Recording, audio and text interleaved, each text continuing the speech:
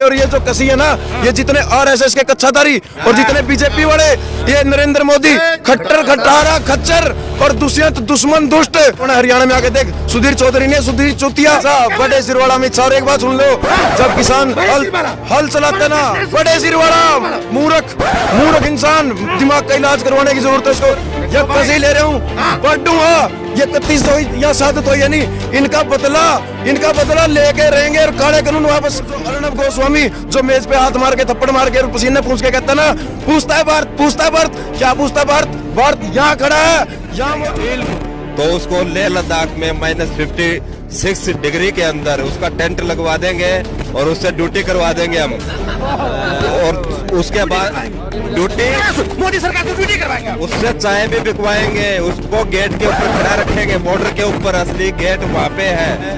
इनका time pass अब वही होगा, जितने ये रांडे पांडे हैं ये सारे अब वही समय कटेगा इनका। इनके बस का देश चलाना नहीं है, चक देंगे हम फट्टे। हमने वोट दिया है मोदी को, चौकीदार बनाया है, चोरी करा रहा है ये अडानी अंबानी के लिए काम। और हमारी न्यायपालिका में बोबड़े साहब बैठे। महाराष्ट्र में पीने वाले को क्या बोलते हैं? बेवड़ा। तो बेवड़ा है वो। चीफ जस्टिस ऑफ इंडिया के लिए बोल रहा हूं मैं, बेवड़ा है वो। इतने दिनों से किसान आंदोलन कर रहे हैं, उसकी नींद नहीं खुल रही है। प्रधानमंत्री को तलब करना चाहिए था उसने, उसका विशेषाधिकार है, सुप्रीम कोर्ट का जज है। प्रधानमंत्री इंदिरा गांधी को जेल भेज दिया गया था, ये नहीं कर सकता है क्या? इतना अत्याचार कर रहा है वो आदमी और तमाशबीन बन के देख रहा है और ऑर्डर कर रहा है। तो क्या कर रहा है? आपको अधिकार है बोलने का, लेकिन आप न्यूसेंस क्रिएट मत करना। अरे भाई, ए बोबड़े सुन, 4 साल तक सैनिक वहां बैठे रहे जंतर मंतर पे, क्या किया तुमने? कुछ नहीं किया तुमने। तुम्हारे 4 जज आए कि सब कुछ ठीक नहीं चल रहा है कॉलेजियम में, उसके बाद तुमने क्या किया वहां बैठ करके? वो कर रहे थे वही किया। रंजन गोगोई तीसरे दिन राज्यसभा का मेंबर बन गया।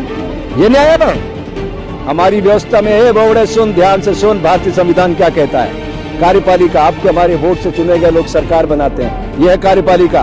व्यवस्थापिका IAS IPS जो UPSC के थ्रू आते हैं और ये मुखौटा होते हैं सरकार का, ये उनका धर्म है, वो बाहर नहीं जा सकते। उनको रोकने के लिए आप है मिस्टर बोबड़े, भूल रहे हो अपने कर्तव्यों को। मैं तुम्हें कर्तव्य याद दिलाता हूँ, कान खोल के सुनो। एक पुस्तक पढ़ना mister Bobde, the promulgation of ordinance a fraud on the constitution of India. धज्जियां उड़ा रहे हो आप लोग कानून की, खुली हवा में, इतनी ठंड में किसान मर रहे हैं, तुम्हें शर्म नहीं आ रही है?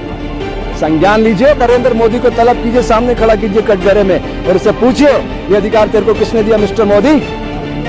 ये किसानों की आवाज है, प्रकृति इसको संचालित कर रही है। इस संपूर्ण क्रांति की ओर बढ़ते कदम है भारत के, लिख लेना बोबड़े। ये कार्यपालिका, व्यवस्थापिका और न्यायपालिका तीनों पर कब्जा कर लिया उस नर पिशाच ने।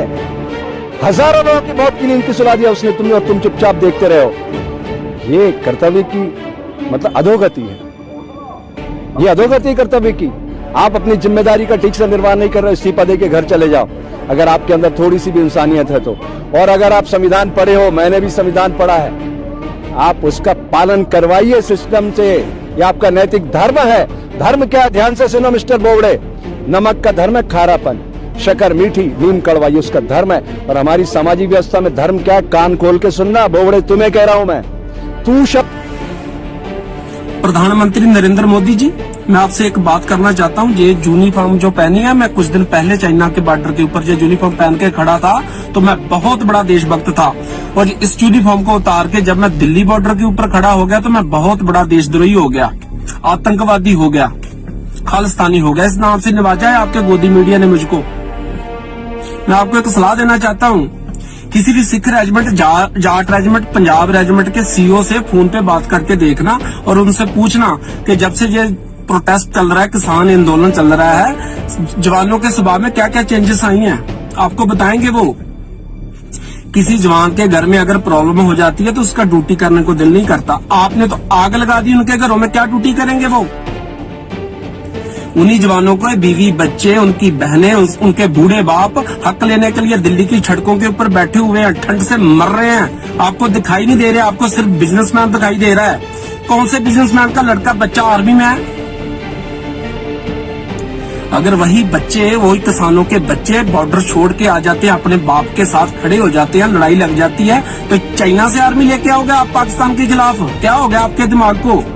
कौन से बिजनेसमैन का, कौन से गुजराती का बच्चा है आर्मी में? आपको सभी खालिस्तानी दिखाई दे रहा है ना, दिल्ली बॉर्डर के ऊपर जो बैठे हुए हैं, उन्हीं जवानों के बाप हैं वो।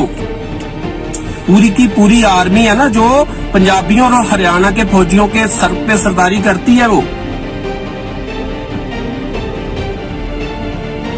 देश बच रहा है तो बचा लो उनको, इतना बुरा माहौल मत क्रिएट करो कि जवानों को भी छोड़ के अपने बाप के साथ खड़ा होना पड़े।